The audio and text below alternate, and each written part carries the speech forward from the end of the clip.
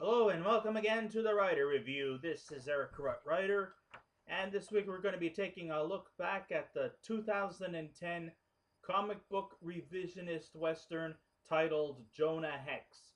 Now, Jonah Hex runs for 1 hour and 21 minutes long. It is directed by Jimmy Hayward. It is produced by Akiva Goldsman and Andrew Laser. The script was done by Mark Neveldine and Brian Taylor, and the story was written by Mark Neveldine, Brian Taylor, and William Farmer. It is, of course, based on the DC Comics, and the creators were John Albano and Tony DeZuniga.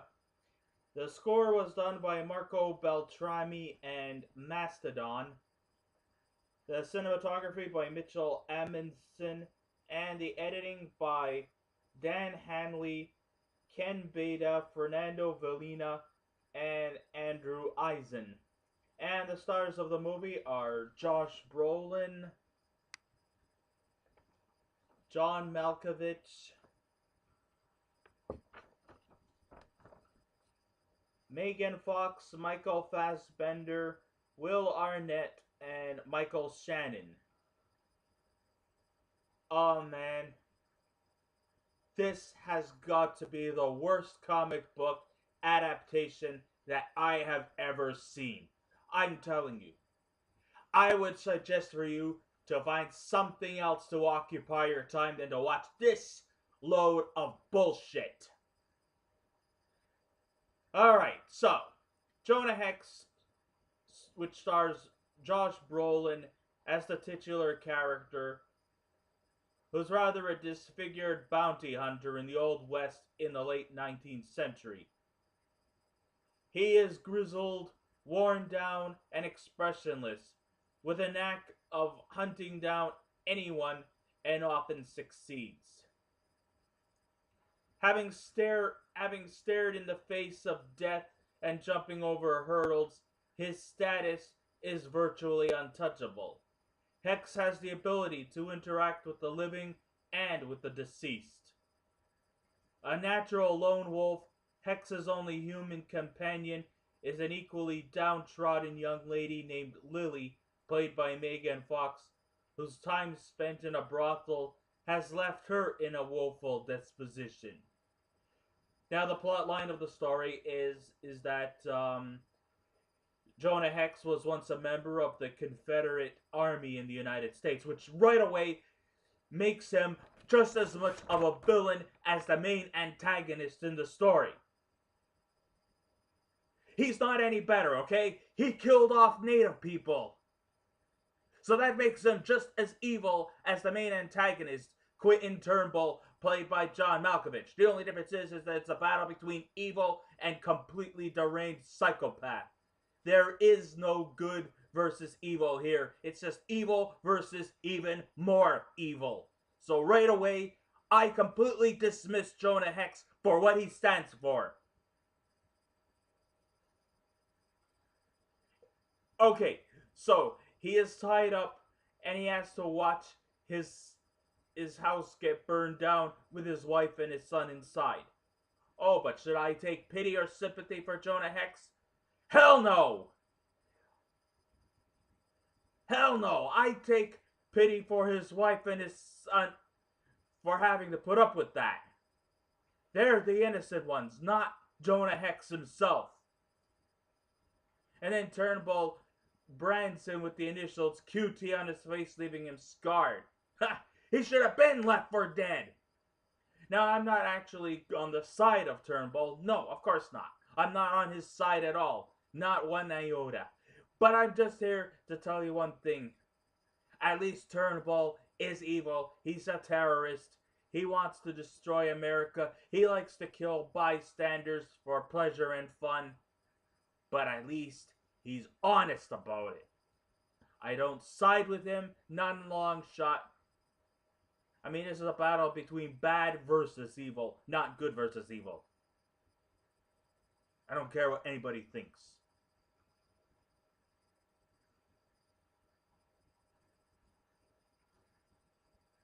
So now, of course, this is just a simple plot of Jonah Hex trying to get revenge on Turnbull. But you know what? General Turnbull, too, also has a reason for his madness. Jonah Hex killed off his son, so I guess it was kind of an old eye for an eye thing. Yes, Turnbull is a deranged psychopath who assigned Jonah Hex to burn down a hospital, and Jonah Hex just simply refused. He disobeyed orders. And so now, with Hex disobeying orders and his son Jeb getting killed, Turnbull, of course, has decided to lash out his evil schemes by, of course, stealing a weapon of mass destruction set up by Eli Whitney. And his plot is, of course, to destroy America. So then the Confederate Army, re-recruits Jonah Hex, but Jonah Hex does not want to do this whole bidding with the Confederate Army. He wants to take down Turnbull by himself.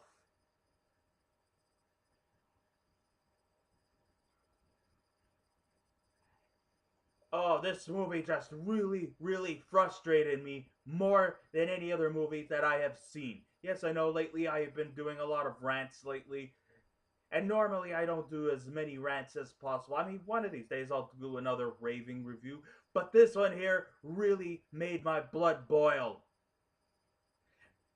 Because there is no real hero in this movie. I just don't even understand why the Apache Indians revived him. He should have just been left for dead.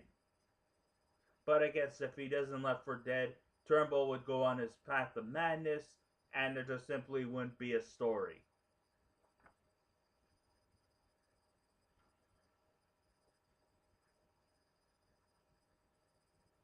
So let's see here. Hex's past is starting to tap on his shoulders as the U.S. military persuades him into some negotiation deals he just can't say no to. Rather, he's fined on many warrants placed upon him.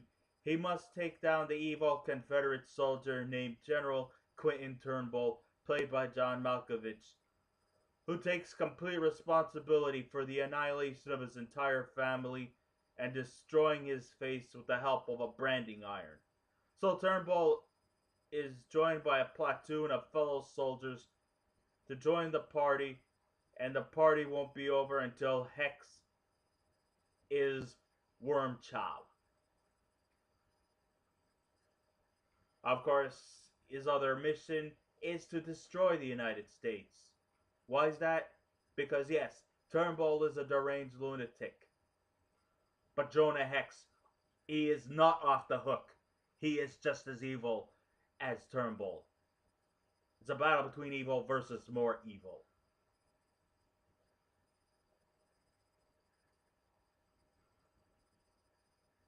Oh, this movie really, really pisses me off. Based on the iconic superhero off of DC Comics, Jonah Hex is a lone man's journey to get vengeance in an epic battle of good versus evil. Or in my case, evil versus even more evil. I don't take sympathy for Jonah Hex.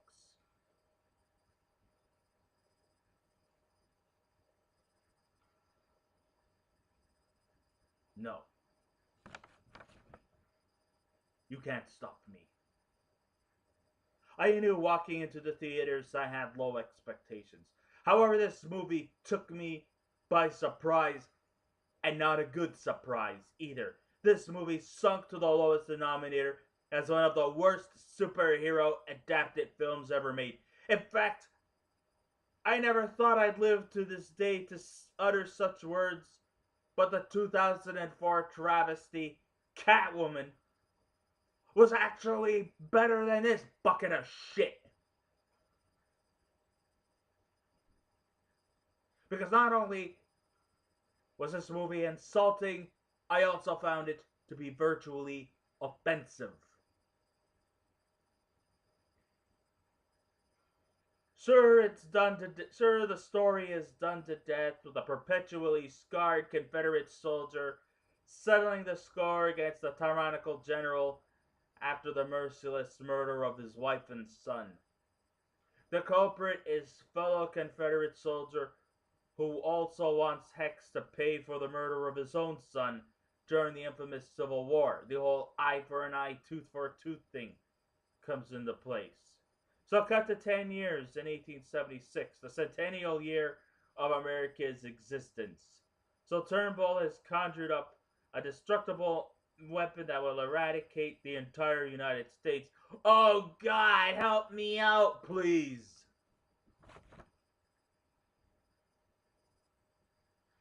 This, okay, it's bad enough that I think this movie is insulting and offensive, but could they come up with something original?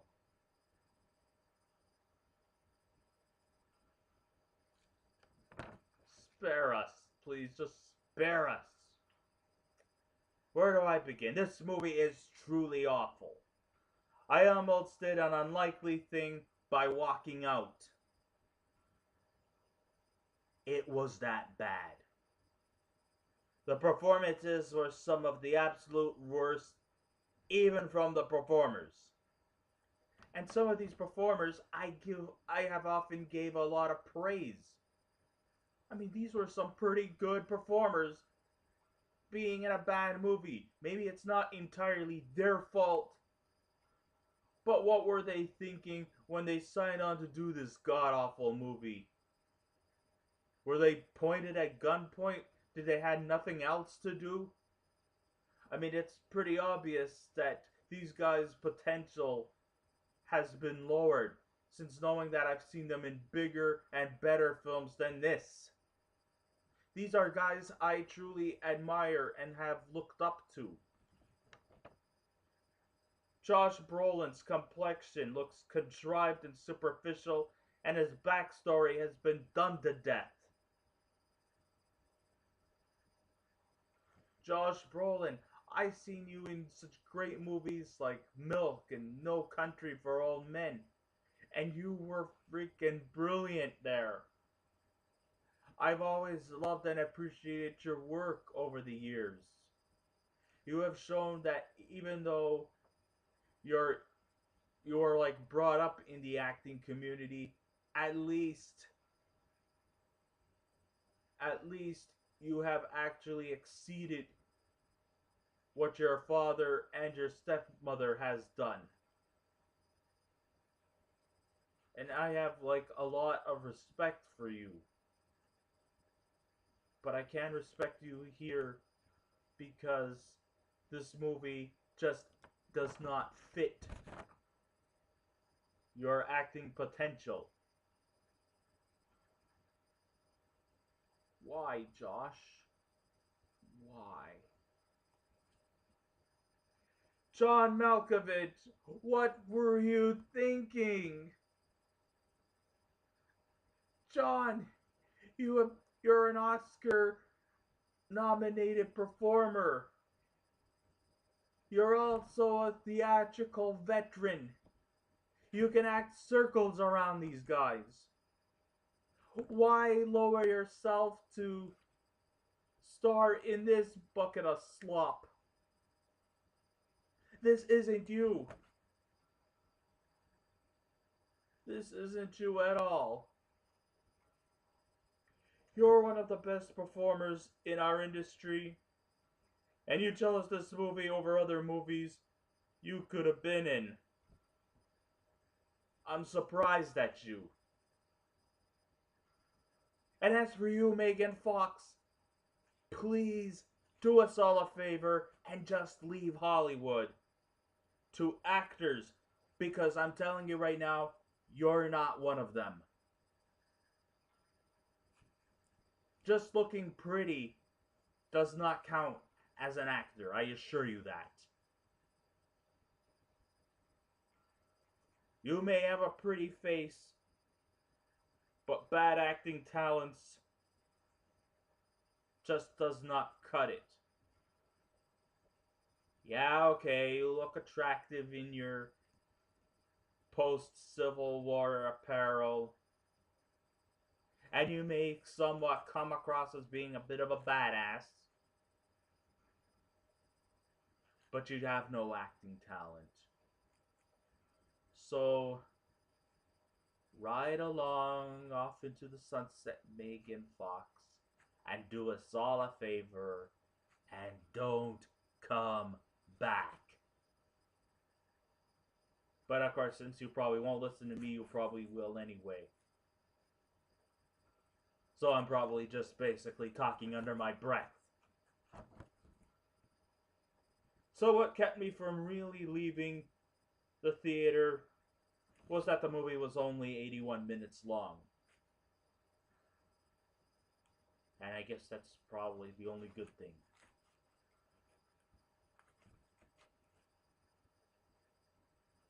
Alright, I won't go over any elaborate details here, but in a nutshell, Jonah Hex was an absolute abomination. And though the character, yes, this is a fictional story, and it was taken out of a comic book. And so maybe I should lighten up. But I'm not.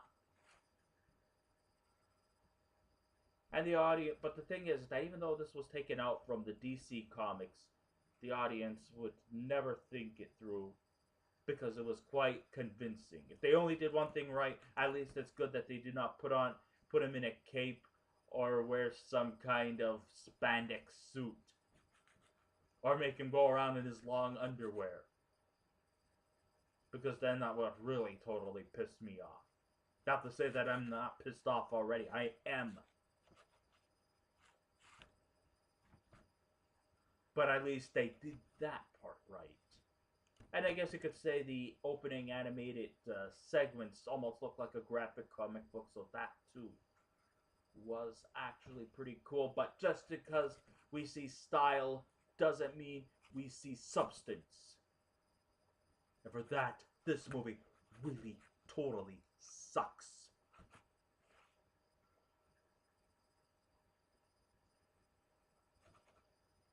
I wish Mystery Science Theater 3000 was still around. They would have an awesome time grilling this awful turd. I don't know what else to say. Well, I guess the only thing I could say is that Jonah Hex is not expected anytime soon to start a franchise.